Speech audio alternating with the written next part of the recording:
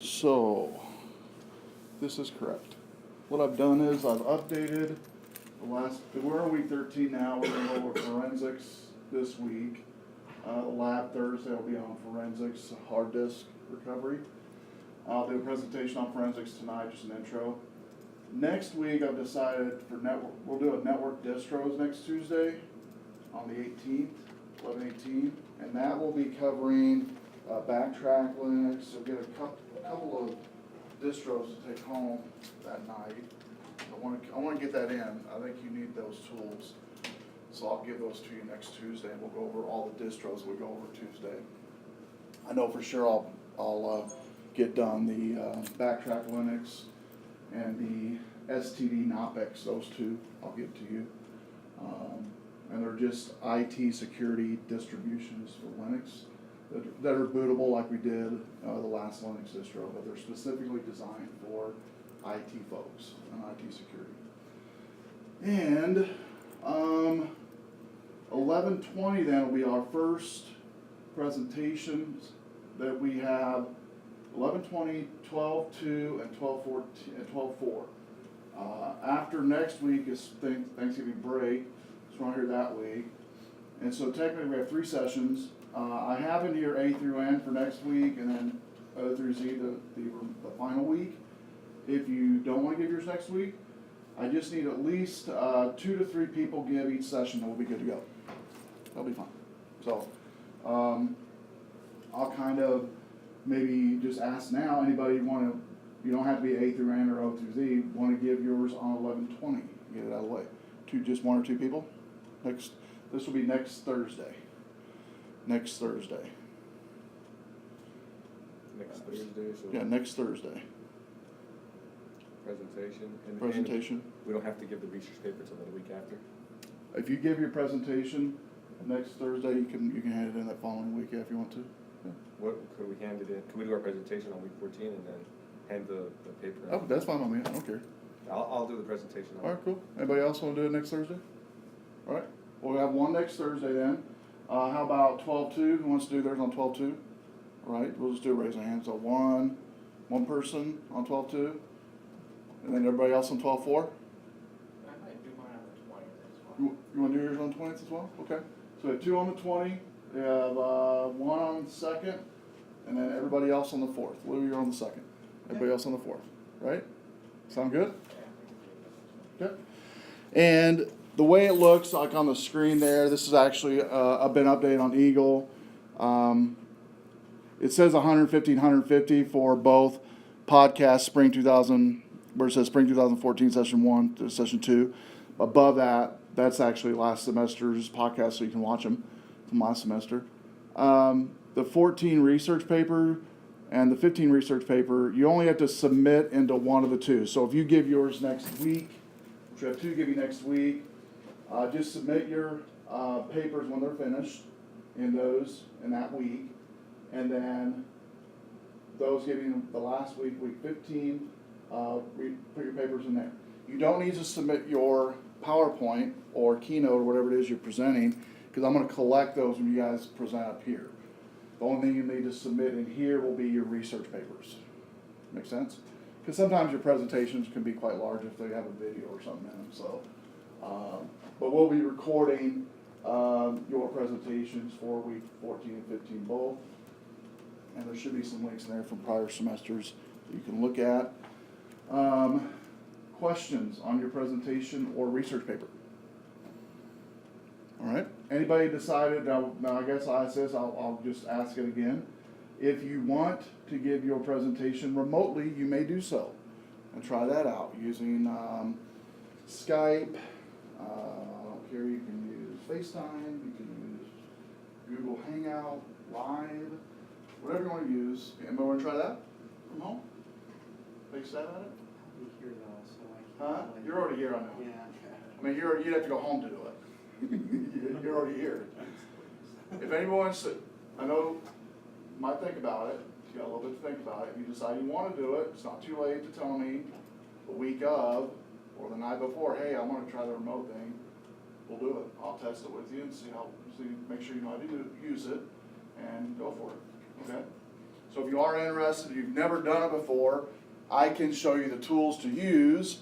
I would recommend actually, if you've never done it before, using Google Hangout Live is what I would the steps I would give you to use. It's just so much easier to get up and going because it basically you can do a 2 video type. You can do a video of your desktop and do a presentation type thing like you would do it here, or if you're doing a live video of something you're doing like a demo live type thing, you could do a video outside of your from your laptop or something. But most students, I would guess, the easiest way to do it would be just do a presentation like you do it here, but you'd be at home basically. And we would hear your audio, your voice, and your slides on the overhead basically. Same deal. Yeah. Is there something on Canvas that'll give us the layout of the research paper? Like how many pages Yeah, it's and all? actually in our course documents at the top. If you go to course documents, let me go over here. It's actually in the first couple weeks, I believe. But I'll look. Hard drive, which is basically indexing a hard drive with an old app, actually. It's been around for a long time, that allows you to index every word in a hard drive and then be able to search that indexable search for certain keywords. We do it on a virtual floppy drive. Is that when how we're going to do the lab, and we'll be using virtual PC to do it, or VMware to do it. Probably virtual PC, where we create a virtual floppy and format it, write some data to it, do this lab using the floppy. And actually the lab we're going to do Thursday, we're going to actually use an app that actually creates a virtual floppy disk within your native operating system, to where most units now don't have an A drive in your computer, but this will actually give you an A drive in your computer. And what's interesting, I usually that night pass around some floppy disks, because there's actually a few students, especially the last few years, have never seen a floppy disk. So I get to pass around some floppy disks, and students get to keep them, and if they want to, because I have a whole slew of them still over here on this cart that I use. These computers have floppy disks on them still. So it is interesting, but we will use a virtual floppy disk, but you will have an A drive on Thursday to do it. So anyway, we show you in the lab how even when folks write data to a drive, format it, or not format it, delete it from that drive, and then they think it's gone, so they trashed it from a recycle bin or something, it's still there. And so that's what this lab kind of shows. It also shows when you do a formatting, in this case of a floppy disk, that data, for the most part, is gone, but there is some traces you can see that we'll talk about on Thursday sometimes, and there's some software we'll talk about on Thursday as well to help you format drives much better, as far as more secure. So we'll talk about that. So computer forensics on Thursday. Drive Look is the name of the app we'll be using. It's on the overhead there. And we'll be using virtual floppy, which is a download that we'll put in there. We'll also talk about what's called low-level formatting and some tools available there. Recover, which is the name of the app we'll talk about on recovering files, which is an open source free app that I recommend. And then some extras out there, ESUS and NST510, which is a recoverable app as well for scanning. So what is computer forensics? This presentation actually is from a company that does computer forensics. And so we'll use their slides actually. They're selling their services, but they also talk about what computer forensics is and kind of some tools that they use in the field. And so I thought it'd be interesting to bring this up. There's also a presentation I'll be uploading from a college that teaches computer forensics as a degree. And it has other courses in there that you can take to get a computer forensics degree, like law, pre-law, computer forensics, TCP/IP, I believe is one, evidence gathering is one. So 4 or 5 courses, but I'll upload that. But I thought this was, out of the 2 presentations, the one most interesting, because it is a company that does this for a living. Computer forensics, what is it? I'm glad you asked. Computer forensics involves the preservation, identification, extraction, documentation, interpretation of computer data. It's often more of an art than a science, but as any discipline, computer forensics specialists follow clear, well-defined methodologies and procedures, and flexibility is expected and occurs when encountering the unusual. This is from Computer Forensics Incident Response Essentials. Finding key pieces of evidence, even if someone has tried to hide, discard, or destroy them. And we've all heard in the news the last couple of years, everything from child pornography to folks hiding data that maybe are to hide finances that they don't have, or illegal activity that they're doing or whatever. And we've heard of police coming in and quarantining those computers or confiscating them. And we've always wondered maybe, how do they do that? What's the process of that? And so that's a computer forensics field. And pretty much every big metropolitan police department has a computer forensics. Even Rockford does. It's getting bigger and bigger to deal with such things as computer law, breaking crimes with computers. And so there was a day when police weren't that up on technology, but even the most podunk police force is going to have some type of computer forensic person. And I can say podunk because I'm from Webb City, Missouri. And I have police officers that are friends. And they will say podunk too. So, even the smallest police forces are going to have some type of computer forensics, or somebody in there that's interested, that's a cop, that's interested in computers and technology. And they want to get some stuff going for their, police force. And so whether it's already built into the police force, somebody's going to bring it up to bring it into that police force. So software recommendations, just some software this company uses. Guidance software Encase, which is, by the way, a pretty popular software you'll see in some slides here in a second, that they use to recover data or to search for data on an index type of thing like we do Thursday. Access Data Forensics Toolkit, accessdata.com. Access Data Recovery, Password Recovery Toolkit, Access Data Distributed Network Attack. ProDiscover, DTF or IR, techpathways.com. SafeBack, forensics-intl.com. QuickView Plus, that website there. Thumbs Plus, that website there. And then FanView for your commercial use to view data as well. There's just some software recommendations that they. So what computer forensics is used for? It's used for high-tech investigations, incident response, email recovery and analysis, document and file discovery, locating and recovering previous inaccessible files, and data collection, collecting data while preserving vital data and timestamps, temporary files, and other volatile information. Like an example of volatile information was memory in the computer that's in RAM. How do you collect that? How do you freeze that? Not just a hard drive, but everything that's been going on that computer up to that point needs to be captured, needs to be frozen somehow. And so that's part of the temporary or volatile information. That if you were to shut that computer down, that information will be gone.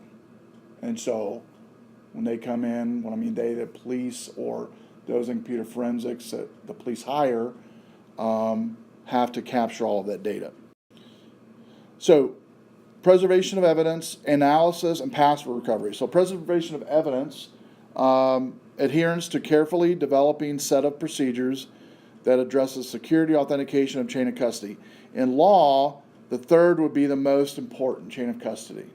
Meaning who's going to touch what, when, because when it's brought to the court, and even how, because when it's brought to the court, if it's not done in a certain order, or the chain of custody is questionable, it can be totally thrown out. Will be totally thrown out. Can't be used in a court at all. So that's why law is now included in part of this and part of computer forensics. And if you want to go further in computer forensics, you're going to have to take some type of law courses to understand the law and how it pertains to computer forensics.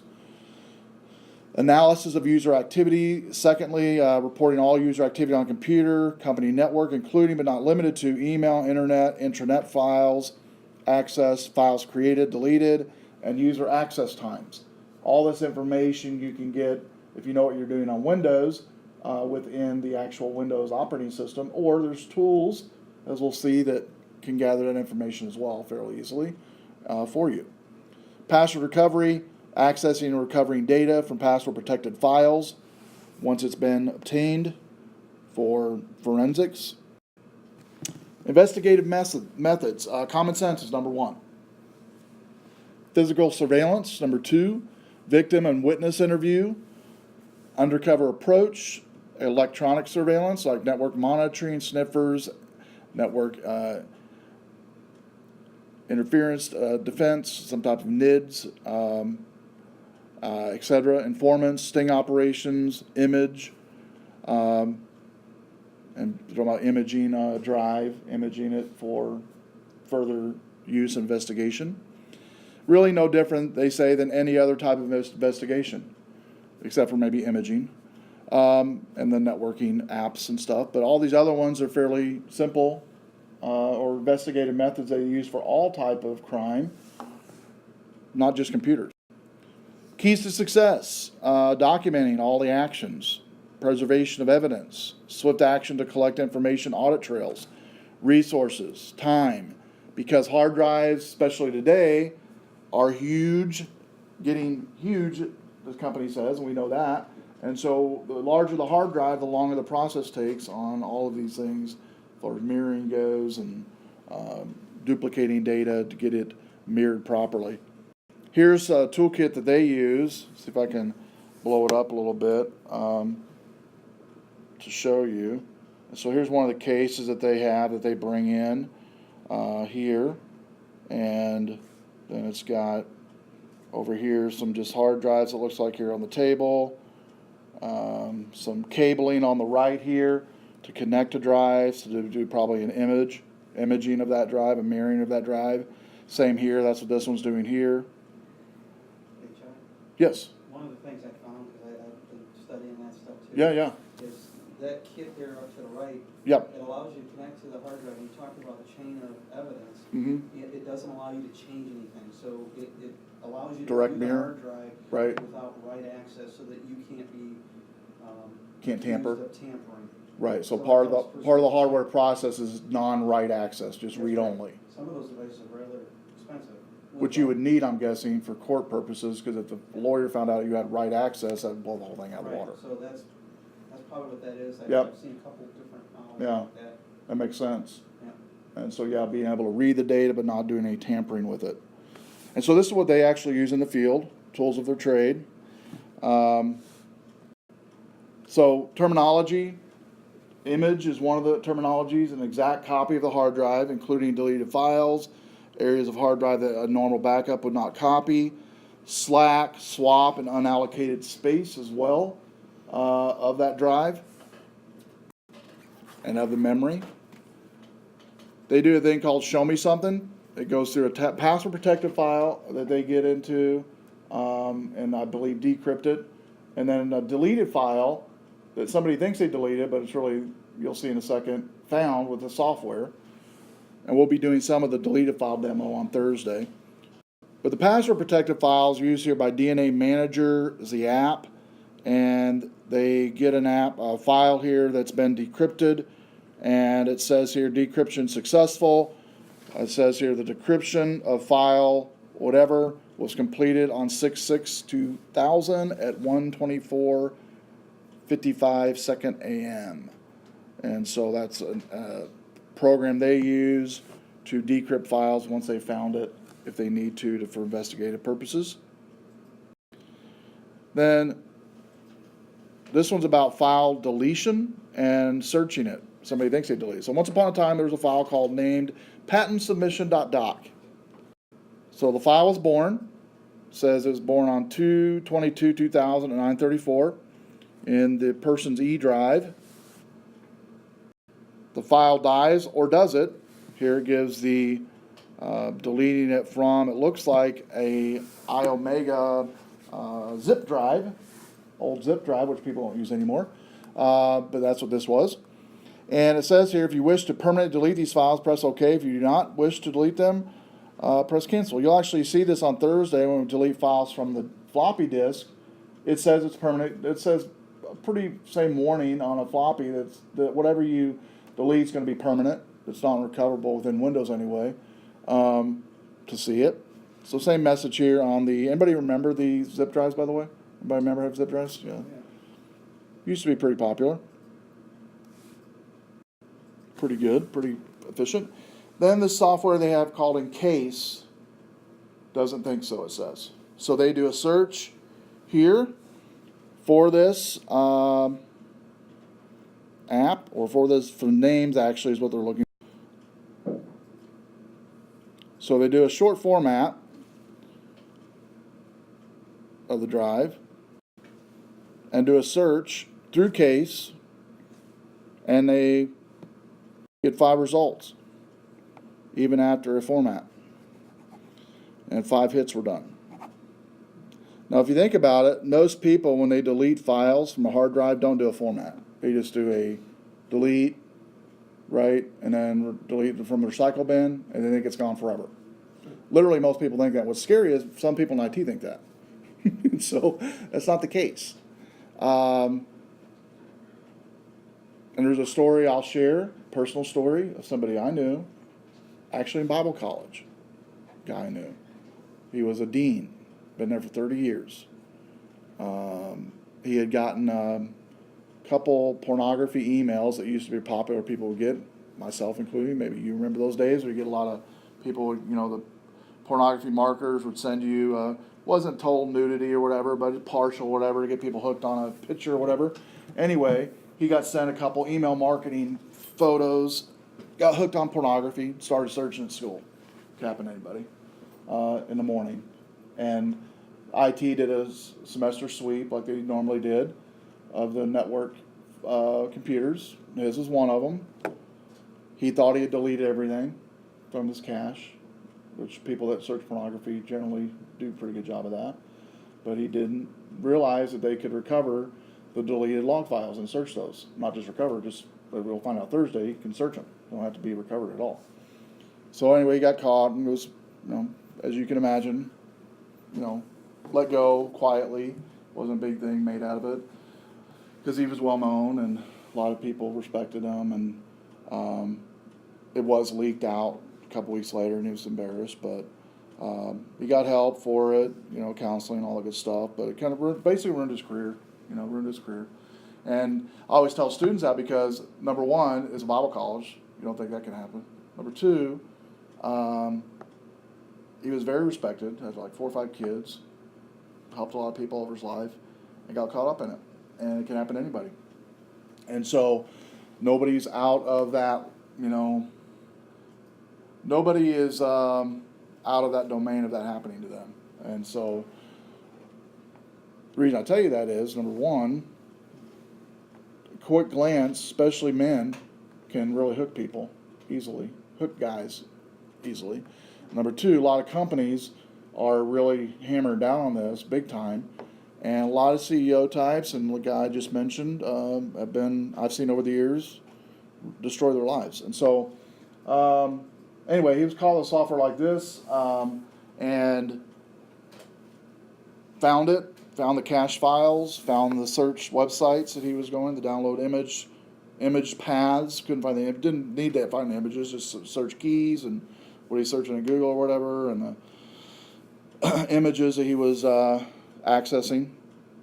Much like this, it just gives, you'll notice it doesn't give a detailed hit here, it just says there's hits. We found some data here of this file. It is in there. And you'll see on Thursday the lab we use, the software we use is the same thing. It literally indexes every word, and then you can search for those words and it'll bring it up in a text view or in a hexadecimal view, either one, just like this one here. It gives a hex and a text both. You'll actually see in the text portion, it actually sees a full rendering in, as the document was laid out in that text format. So they're going to defrag it and see if that does anything. They send it through a defrag. After the defrag, they search for the same thing again through this Case app, and they don't even change any of the criteria of search priority. They keep it at normal. the entire case, search file slack space. 5 hits again are found. So the same 5 they found before were found now. They're just scattered a little bit throughout the drive. And this time they show the hex of the location of the drive, but the text would actually show it in full like it did before. And so the resurrected deleted file before and after a defrag. And so this example showed a file on a zip drive that was deleted, then formatted, then it was after the formatting it was defragged. And on all instances, it found the file. On all instances. So here are some things that can be found through computer forensics. Called trace information. Trace information can exist from email, PDA BlackBerry, or we can say today iPhone, Droid, temp files, recycle bin, info file fragments, recent link files, spool printed files, internet history, registry, unallocated space, and file slack. The file lives on. It says the file was made. This is made possible only through forensics practice of treating the entire physical disk as evidence rather than just files and handling it as evidence. And they ended it with a demo thing where anybody else could talk about it. So I think everybody is interested in computer forensics. It's in IT for sure. The one thing I guess most people don't realize in IT, maybe, that's interested is how much of a dearth there is in this field for folks not going into this field, not pursuing it. There's really not a lot of colleges focusing on it. Now, Jim and I have talked about, we have, this class, and we have some other classes that we're talking about, but, one day I'd like to see a certificate at Rock Valley for computer forensics. It'd be awesome to have that. And, I think we have a few classes already that we already have offered that could be a part of it, then maybe offer a few others. And we'd have to offer other people on campus to help us, like, Ruckman over in political science. He would be a great resource for us on the law side. And so it'd be a consortium of different degrees here on campus, maybe just getting together to create a certificate for that would be cool. Because there's not a lot of colleges that offer a computer forensics degree. Now I wanted to show you here one because we got time. This was a presentation actually I found that I'll import here real quick. And I just want to note some of the courses that this college offers as far as degree in computer forensics. So let me see here. This one right here.